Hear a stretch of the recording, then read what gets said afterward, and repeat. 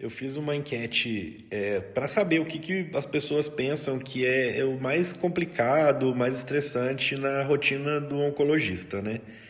E a grande maioria das pessoas falou que seria dar o diagnóstico e a outra grande parte falou em questão de que seria falar que o tratamento é paliativo. Na minha opinião, eu não considero que essas duas sejam as mais estressantes. Então, vou explicar para vocês aqui agora um pouquinho de cada uma dessas respostas e o que eu acho que é o mais estressante.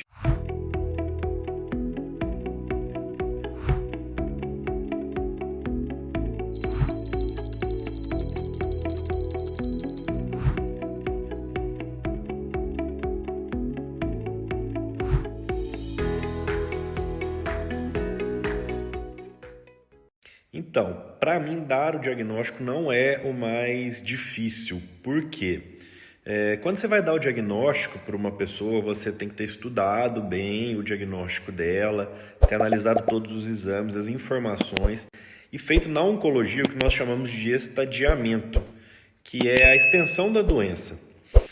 Com isso em mãos, o oncologista ele já sabe qual que é a perspectiva de cura definitiva dessa paciente, quais que vão ser os tratamentos. E então, ao mesmo tempo que eu já dou o diagnóstico, eu já ofereço a esse paciente a perspectiva de cura. E mesmo quando, nesse caso, o tratamento é paliativo, a gente consegue lançar mão de argumentos que podem confortar o paciente de que ele vai ter um tratamento que vai trazer um benefício para ele. E esse benefício deve ser muito bem explicado para o paciente, obviamente que nunca prometendo a cura num quadro onde não há perspectiva científica de cura, né, de acordo com os dados dos estudos, mas com que a gente possa trazer um benefício para esse paciente. Então, dar o diagnóstico de forma correta e de forma ética, você vai mostrar ao paciente de que é um tratamento que ele vai passar, mas que ele vai superar aquilo.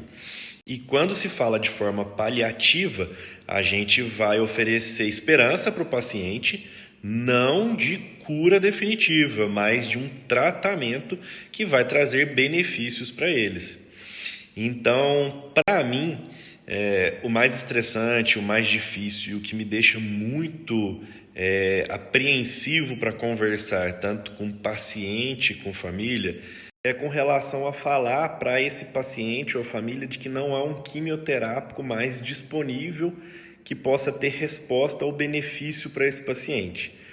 Porque é normalmente o momento onde o paciente e a família, eles entram num estado de estresse mesmo, de angústia e de desespero, em muitas vezes, com relação, poxa, e agora? Né? O que eu vou fazer? Como que vai ser?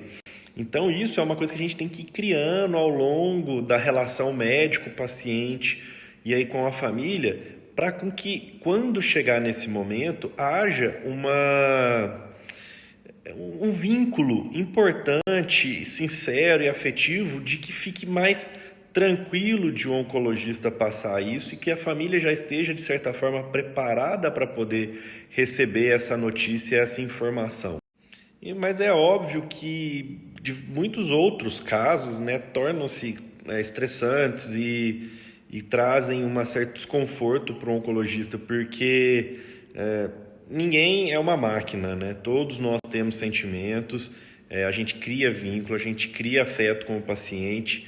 É complicado a gente dar essas notícias, mas que nem eu falei, eu acho que tendo uma relação médico-paciente bem estabelecida, as coisas ficam um pouco mais leves, tanto para a gente quanto para quem vai receber a notícia. E é isso. Se você tiver alguma dúvida, alguma sugestão, algum comentário, coloca aqui embaixo para mim que eu vou responder e a gente vai sempre discutir com relação ao que for possível para eu trazer de informações para vocês.